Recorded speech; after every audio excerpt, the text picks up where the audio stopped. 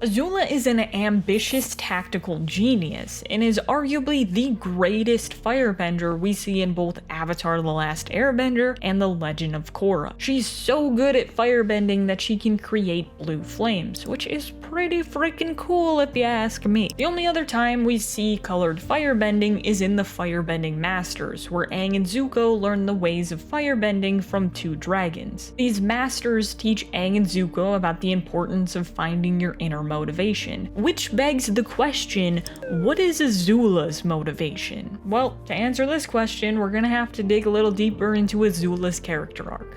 Oh man, did anyone else notice how confusing Azula's journey is? I mean, in book 2, her whole character is all over the place. We first meet Azula when she's tasked to go retrieve her brother and uncle. This is the only task that her father, the Fire Lord, gives her. 2 episodes later, she finds the Avatar, changing her main focus to Aang and the rest of his group for the majority of the season. Later, Azula gives herself another task of bringing down Ba Sing Se. Again, deviating from that one task Ozai told her to do. You had one job, Azula, only you could make it more difficult for yourself. Then we have the mess that is Crossroads of Destiny. I should point out that that is a great episode, but not so much for Azula. You see, this one episode complicates her even further. Up to this point, Azula's motivation was to become Fire Lord. Makes sense. She craves power and easily takes the Dai Li from Long Fang. But Crossroads of Destiny squanders this theory because she asks Zuko to join her. If her motivation was to become Fire Lord, she would have killed her brother, or at the very least let him rot in prison. She would not have asked him to join her. Sure, she says, I need you, Zuko, but I don't think she does. She has a whole army of earthbenders that easily overwhelm Katara and Aang. Like, come on. I know this whole thing of asking Zuko to help her is more to help Zuko grow as a person, but still though, it's out of character for her. What does Azula even get out of this exchange? This leads us to book 3, which has some of the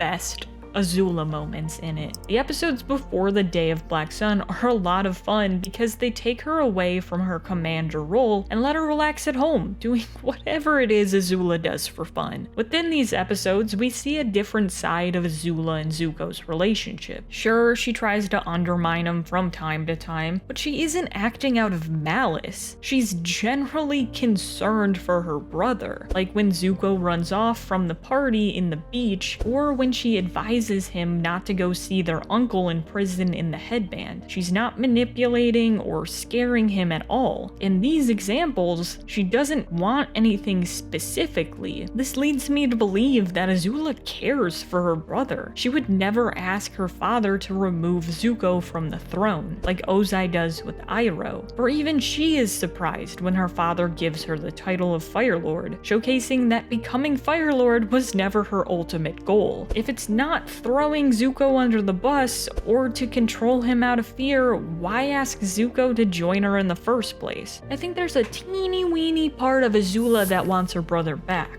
Looking at her past, her mother left, Zuko was banished, her friends moved on, and her father only cares about himself. Azula was left alone, left to only do one thing: train. That is a lonely life to live. When given the opportunity to get her brother back, she takes it, not for honor, not for control. She does it because she wants some semblance of a family back. The episodes before the Day of Black Sun show Azula more as a sarcastic individual with a dry sense of humor, rather than a cold-hearted commander. In these episodes, I generally think that she's happy with where she's at. Her father is proud of her, and her brother and friends are back. She's no longer a lonely girl craving for attention. Azula is content with where she's at. But all good things must come to an end. In the Day of Black Sun, Zuko leaves to join Team Avatar. This is where things start spiraling out of control for our dear friend Azula. For you see, this is the first of many betrayals to come. Not only does Zuko leave, but he leaves without saying goodbye. This probably doesn't sit well with her because her mother sort of did the same thing. 2 episodes later, she gets some closure with Zuko by saying her goodbyes, but both her friends leave her, which makes Azula question whether to keep people around or not. Then, the final nail on the coffin is her father, the man she's looked up to her whole life. Treats her basically like garbage, causing Azula to lose control, banishing everyone that questions her authority. Out of all of the people Azula banishes, I gotta give props to Lo and Lee for stepping in to be concerned about her well-being. Doesn't work, still at least they tried. Azula loses sight of herself and all grasp of reality. But in this state, we start to see Azula's true colors. When Azula has her mental breakdown, another layer of her character comes to light. My goodness, she has more layers than a freaking onion. Remember that small little part of Azula that wanted her brother back? Well, it's back as a figment of her mother this time. It tells her the honest truth about mistreating people, saying, I think you're confused. All your life you've used fear to control people. Control is what Azula wants, but it's not her driving force. Within this argument with herself, Azula knows this, but she doesn't want to believe it. The only reason she seeks this is to keep people at arm's length. Azula doesn't have a lack of empathy. We can clearly see this in the episode The Beach. She does care about people in her inner circle. The reason she tries to control people in this manner is to keep her heart safe from shattering again. For you see, Ursa leaving impacted Azula more than she lets on. She cared for her mother. If she didn't, that small little part of her consciousness would not have sent a figment of her mother to argue with her about what her destiny is. Azula knows the truth. Her mother will never think of her as a monster. This is a lie that she tells herself to cover up the fact that Azula thinks it's her fault that her mom left. It's the only rational explanation that Azula can make up in her mind. If she lies to herself about this aspect, the pain can go away. She can continue training without any distractions weighing her down. Emotions are Azula's one weakness. They make her irrational, so instead of confronting them, she hides them away. And when all rational thought is gone, the emotions take over, causing her to question why her mother would ever love her in the first place. All of the walls Azula carefully constructed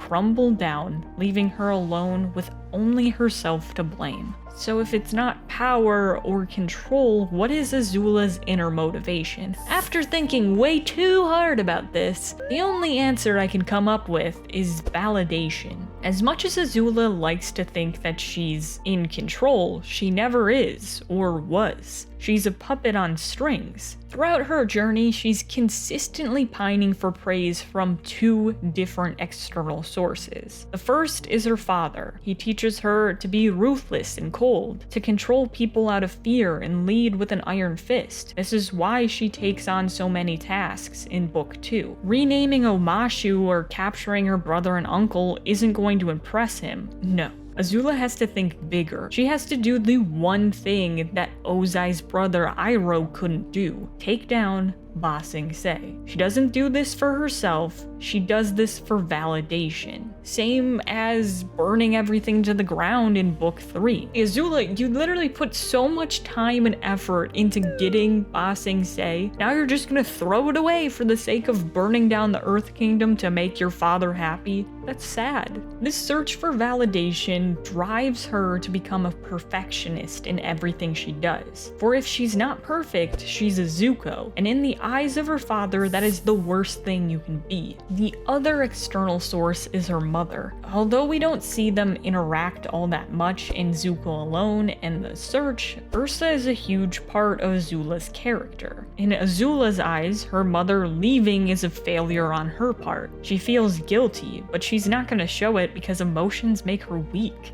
Azula can disassociate herself from her emotions all she wants, but it's not going to stop her from wanting one thing: her mother's love.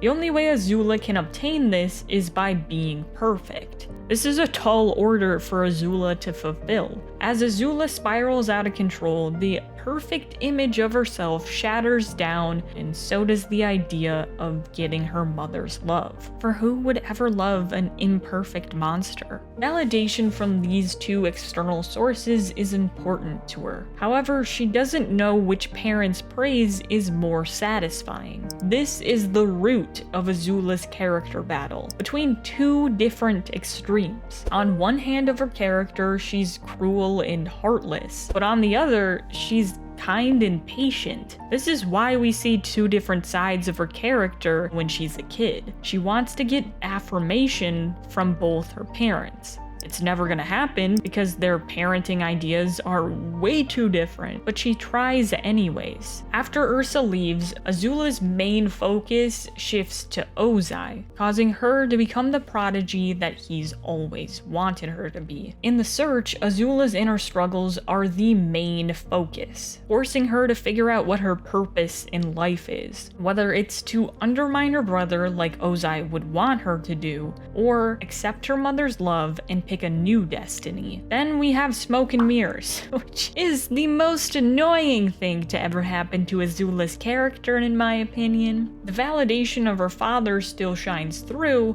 when she wants to make Zuko as ruthless as their father. Validation is Azula's driving force throughout the story. It kind of makes her story even sadder. Whether you view this character as a villain or an anti-hero, it doesn't really matter to me. What I just hope for is that she can find happiness within herself away from external factors. That's just what I think. Let me know what you guys think about Azula's motivation in the comments down below. Click here if you want to know how the beach makes Azula's group relatable. Hope you guys have a great day, and I'll see you next time.